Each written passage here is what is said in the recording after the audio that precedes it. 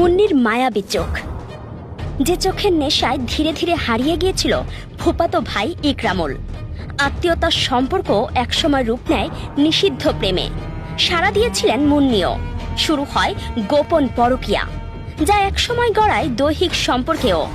কিন্তু বিয়ের মাত্র 5 মাসের মাথায় স্ত্রীর এমন সম্পর্ক কোনোভাবেই মেনে নিতে পারছিলেন না স্বামী ফরহাদ। ভালোবাসা, অভিমান আর ক্ষোভ ধীরে ধীরে জমতে থাকে তার ভেতরে। আর সেই ক্ষোভ থেকেই জন্ম নেয় ভয়ঙ্কর এক পরিকল্পনা।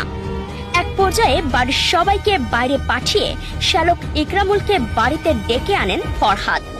আপ্যায়নের নামে জুসের সঙ্গে মিশিয়ে দেন চেতনানাশক ওষুধ। কিছুক্ষণ পরই অচেতন হয়ে পড়েন ইকরামুল, আর তখনই শ্বাসরোধ করে তাকে হয়। এরপর শুরু হয় রুমের ভয়ঙ্কর অধ্যায়।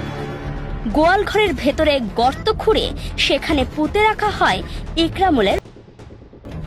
সবশেষে সিমেন্ট দিয়ে ঢালাই করে মুছে ফেলার চেষ্টা করা হয় সব চিহ্ন।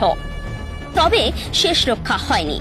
শার্শার বসতপুর এলাকার ফরহাদকে আটকের পর একে একে বেরিয়ে আসে চাঞ্চল্যকর সব তথ্য।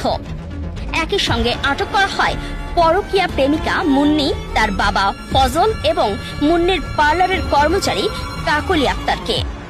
রোববার আদালতে হাজির করা হলে ফরহাদ দায় স্বীকার করে জবানবন্দি দেন। পরে বিচারক 4 জনকেই কারাগারে পাঠানোর নির্দেশ দেন। মামলার এজাহার সূত্রে জানা যায়, গত 8 এপ্রিল রাত 11টার দিকে শার্শা উপজেলার সেতাই গ্রামে বোনের বাড়ি থেকে ডেকে নেওয়া হয় ইকরামুল কবিরকে। এরপর পরিবারের সদস্যদের বিভিন্ন মোবাইল নম্বরে ফোন করে মুক্তিপণ দাবি করা হয়। টাকা না দিলে করা হবে বলেও হুমকি দেওয়া হয়। নিহতের বাবা আব্দুর রশিদের মামলার পর তদন্তে নামে শার্শা থানা পুলিশ। তদন্ত কর্মকর্তা চঞ্চল কুমার বিশ্বাসের অনুসন্ধানেই বেরিয়ে আসে এই লোমহর্ষকের ভয়ঙ্কর রহস্য।